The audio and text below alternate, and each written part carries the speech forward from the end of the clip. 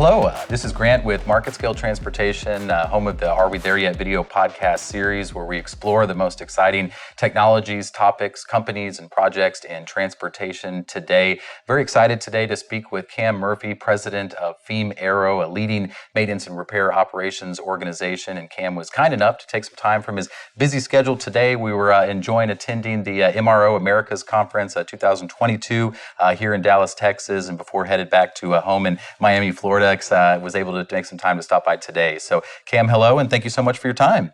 Honor to be here. Thank you. Of course. Well, I appreciate it. Well, I know MRO 2022 was a success. Kind of last couple of years here, not the attendance that it once was. Overall, was the conference a success for you? Nice to be back in person again? Yeah, I mean, this conference was huge for us. I think that, last year the numbers were definitely down, but there was over 13,000 people here. Yeah. So it was really good. So it's good to see how resilient the industry is and how everyone's coming back. Nice. Good to hear.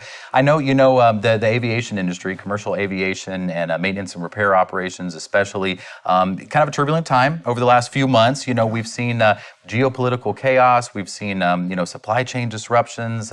As if in every industry, there's been some talent shortages. That the industry has experienced, like many others. But I'm very excited to share that FEAM Aero has really continued to grow, has continued to expand. Amidst everything going on in the world today. I know that currently over 1,100 technicians, as I understand, with FEAM Aero, 30 plus locations, worldwide, expanding every day, U.S. and Europe. So excited to hear that. So, would love kind of speaking a little bit to just, some of the expansion, that the organization, I know had some exciting announcements within MRO, and I know recently purchased an organization out of Europe. Would love to hear about, some of the expansion, recently over the last few months and how you're continuing to grow. So in the past 6 months, we've acquired 2 companies out in Europe. Really, the strategic plan was, the market was depressed, and we thought, let's find companies that kind of fit our same culture. And we were able to find 2, phenomenal organizations that really remind us of us when we had first started. And we had a lot of cultural synergies and a lot of customer synergies, so we can leverage the relationships we have here in the U.S. over there. We also recently announced our hangar in CVG. We're going to expand there. So it's going to be over 150,000 square feet of hangar space, three bays. So that causes the need for labor. Yeah. So we partnered with Epic Flight Academy, who they produce some phenomenal young A&P talent. Yeah. So we're actually working with them and in conjunction with CVG Airport and under Candace's leadership to actually they're going to build a A&P school on the airfield. Wow. So it's going to be the only A&P school on the airfield, and the goal is just to really increase this pipeline, work with the other A&P schools in the area to figure out how we can produce more individuals to get involved in aerospace. That's awesome. So even amidst a talent shortage, one of the answers that FEAM Aero has had, let's train, let's get more involved in the training and the recruitment ourselves, and kind of develop that next generation of workers and technicians within the industry. That's really exciting to hear. Do you feel like other companies you've been really affected, and probably so, with the development of the training program, but have you seen, some of these kind of hiring, labor, talent shortages, that have kind of characterized the overall industry, last year or so? Yeah, for MRO in general, there's a massive labor shortage, and we knew that with the baby boomer generation is retiring now, and it's a lot of people aren't involved in aviation as they were back in previous generations. So there's a great collaboration going on between airlines and MRO and anyone that's involved in the sector to get people in, pushing for diversity, pushing for areas and different things, because part of it is just exposure. Most people do not get exposed to aviation at a young age. So there's been a lot of partnerships with high schools and things like that. And then also transitioning military out of the military to get their A&P license and to be able to work on aircraft. So there's a huge industry push that everyone is really giving a lot of effort towards and a lot of energy. And for us, we're in the business of people. At the very end of the day, I always say that people are the heart of kind of what we do. Sure. As an organization, we're not an OEM that we're manufacturing things. We're in the business of people. So, we can only support airlines if we have people and take care of our people. So for us, this is kind of a core value for us and a cultural thing that we got to keep pushing in the industry. It's just the timing is great that everyone is doing it together, but part of it is inspiring the younger generations to want to get involved in aerospace and not trade cryptocurrency. Definitely. That's exactly. Well, I think you'll do it. I think you have a culture and just a company that seems like everyone's having a lot of fun and doing things a little bit differently, than a lot of other companies I've seen in the industry. I think one thing that I noticed at MRO especially just was just what a powerful team that you have at FEAM Aero, and just what seems to be a really cool culture. I love it's a privately held organization, as I understand, over 30 years in operation, as I understand. 30th year anniversary. 30th. Wow. Well, congratulations on that. Yeah. Thank you. What do you think that culture? I mean, would love to learn a little bit more. I mean, you're doing things differently. You're one of the largest, third-party MRO organizations, in the industry. You're expanding internationally. You're in the news a lot, within the aviation industry, which I, have loved to get to see, especially over the last few months here, especially. Can you tell us a little bit about the story of FEAM and just, the last, 33 years and just kind of that culture, and, would love to just, hear that story a little bit, from you, if you don't mind. Yeah. Well, I mean, it's definitely a story of people. So originally FEAM, in the FEAM team, we weren't even called FEAM. It was really F&E aircraft maintenance. It was Fred and Everett's aircraft maintenance. It was really two guys in a truck. And I'm fortunate because Fred was my father, and we kept growing and growing and growing, really based on this principle of, as an organization, the first thing we have to do is obviously make money to be in business. Sure. But the second and most, priority thing for us was, how do we give jobs? How can we bless other people? How do we bring people in? And how do we grow people? Yeah. So part of everything we do is about building a team and really taking care of people as best as we can. And so everyone, a part of the FEAM team, or FEAM family as we call it internally, it really is about treating each other like family. And, I think one of the things that makes our organization very unique is that everybody is very entrepreneurial. We are 100%, we want you to own different projects and things like that. Wow. And, and our success leads to interesting things because of the labor shortage. We have larger organizations that pull from us all the time. Yeah. And part of it is because we do such a good job of training people and giving them exposure and giving them experience that, they do go on to sometimes larger organizations. And most people would be, that's such a sad thing. But we actually take pride in the fact that an individual is able to go to somewhere else and contribute there. And we have to kind of own the fact that we're a pipeline for some of the larger carriers until we grow to that same size. Sure. So even though we have high ambition and we want to get to these different places within the industry, we also are humble enough to realize that, hey, we're here right now. Let's be the best we can in this space. Yeah. And then continue to just develop and grow. Nice. But it's definitely been a long time coming, and it's and we're just very blessed and fortunate. Yeah, that's awesome. I know that's a big reason, behind the success of the organization and just growing to such a respectable company that it is today, and really a leader, within MRO, as I shared. It sounds like, related to that talent shortage, the labor shortage, you really turned that into a positive. It's just, really highlighted, I think, the unique and different and exciting culture that you have at FEAM Aero, and developing the training program, I think, just makes so much sense. And so I know, probably not effective as some others were in the industry, because of those things that you're doing. So that's really cool to hear. We're just really fortunate. I mean, at the end of the day, when COVID happened, I mean, we also, a lot of the passenger customers that we serviced, they completely went away. And we were just very fortunate that the majority of the business is in cargo, and cargo took off. Everyone was at home ordering things online at Amazon. So that continued to grow.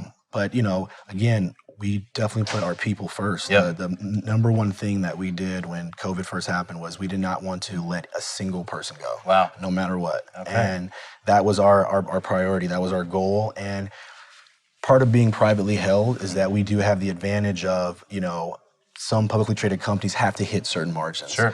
And if they don't hit it, it's bad for the shareholder. For us, we were like, listen, we have to take a step back. We want to invest all this into growth, but we're going to have to turn this around now and invest this in our people because we want to keep people here.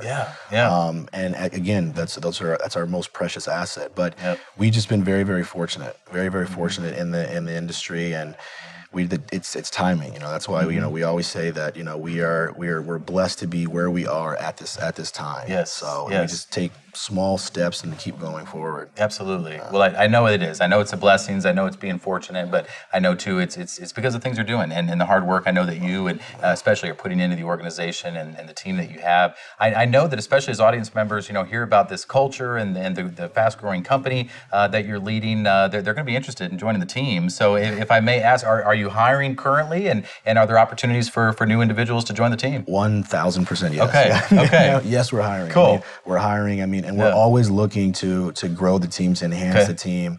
From not only A&P, we're hiring there, Nice. but in all facets of the organization. We're always trying to build the best team that we possibly can, and attract the best talent. Because at the end of the day, this isn't any individual effort. I think it's kind of it's for us to even look, anyone in the organization to look at, hey, what I'm doing individually, that's not really the perspective that we want. It's kind of what we're doing collectively to help everyone, because everyone in the organization matters, and we take care of everyone in a way that we want everyone to grow, but some individuals don't want to grow.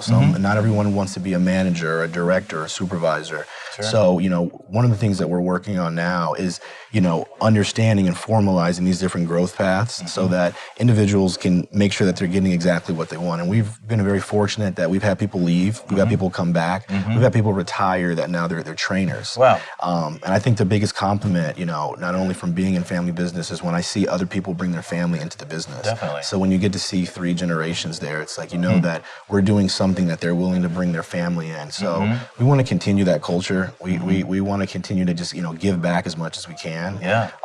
And even with all the industry constraints and things like that, we're going to just keep trying. Yes. We're here to compete. Yep, absolutely. Well, you're very much doing that. You're competing, and I think you're leading in many ways. So again, congratulations on that. Would love to see too. I know you had some exciting announcements that were released during MRO, and I know the last couple of months I've seen you in the news quite a bit as well. Looking forward to the remainder of 2022 and kind of the year ahead. I know you're excited about just continuing to build the team, training program as you mentioned. But what else are you especially excited about? Looking forward to the year. There's definitely some secrets in there. Okay. I think what one of the things that we're doing is we're positioning ourselves for growth in the future. Nice. And really, this hangar is going to do a lot of positive things for not only us, but the entire ecosystem at CVG Airport. Yeah. And our goal is to continue to scale and grow. Great. And we're looking at the electrical vertical takeoff and landing space. Yeah. We're looking to position ourselves with that. You have some really, really smart engineers that are building amazing products. Awesome. And we just want to be a part of that supply chain to maintain these things. And again, being in the business of people, we're going to start rolling out some programs that are going to help individuals that maybe they didn't go to school to get an A&P license, and that we can do an apprenticeship program, or we can do a program where it's a journeyman program where we're bringing them from start to finish within FEAM. Because at the end of the day, again, we're here for the people and to provide as many jobs as we can. I love it. That sounds great. I always, ask kind of within the series, are we there yet? Like to kind of, focus a question, build around that. And so I think you have such a unique perspective and such a positive, outlook on, hiring and kind of overcoming, the labor shortage that we've seen. Do you feel like is that still in general? And I think, FEAM may be a little bit unique and better positioned, but is that still largely kind of, categorizing the industry? Are those shortages still affecting, the overall kind of MRO aviation industry? Or are we kind of moving past that? What would be some of your insight to that? So, are we there yet with the labor shortage? No. Yeah. We're nowhere near it. Okay. In fact, we're just getting started. Okay. It's going to get worse probably before it gets better. Okay. You're at this inflection point where you have a huge demand for aircraft maintenance technicians, but the supply is not there. Okay. So that's why collectively the industry does have to come together to increase this pipeline, go into, different areas that we haven't recruited before. Okay. And even look at bringing people from different industries into aerospace. Yeah. That's going to be a huge push. And unfortunately, we're in a space where, again, for hiring an A&P technician, there's no robot that's going to come out and replace anyone. So it's something that we're just at the starting point of the labor shortage. I think what you are going to see is you're going to see a lot of people really focus in on the whole digitalization process and, manufacturing is probably going to change. You're going to see a lot of 3D printing and things like that. Cool. The regulatory body is going to definitely have pressure on it to kind of help with some of these technology advancements, which I think they'll be able to handle at a good pace. Yeah. But the labor shortage, it's not going anywhere. Okay. It's not going anywhere. And I think even at the MRO, one of the consultant firms there, I think it was Oliver Wyman, they were talking about how this was the year. Yes. This was the year that in 2022 you were going to start seeing this split happen. Okay. And it's going to continue until different factors come in to really kind of help really get the supply of aircraft maintenance technicians back in. And I think Boeing even said that there's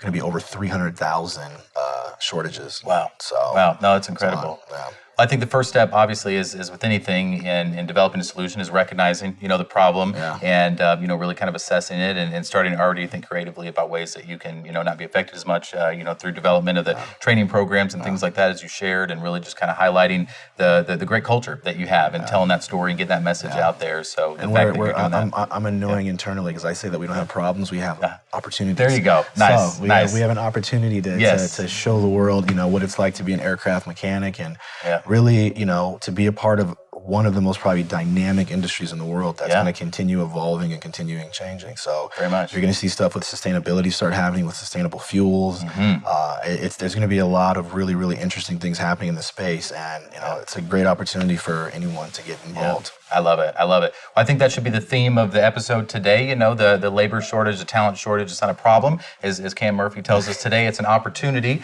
So we're going to go with that. And I think that's a positive, kind of optimistic type outlook that the entire industry should have. And again, I just want to congratulate you and your team at FEAM Aero for the wonderful things that you're doing. And I especially am appreciative of you taking the time today within MRO Americas to stop by and to share some of your insights with market scale and our audience today. I know it's going to be a success. I know probably your website's going to be busy too, just handling some of the inquiries and interests that I know organizations and individuals are going to have and want to partner and be a part of this team. So again, just want to thank you so much for your time today and appreciate your insights very much on the talent shortage and how, again, this isn't a problem, this is an opportunity. So thank you for your time today, Cam. I appreciate you. Absolutely. Thank you.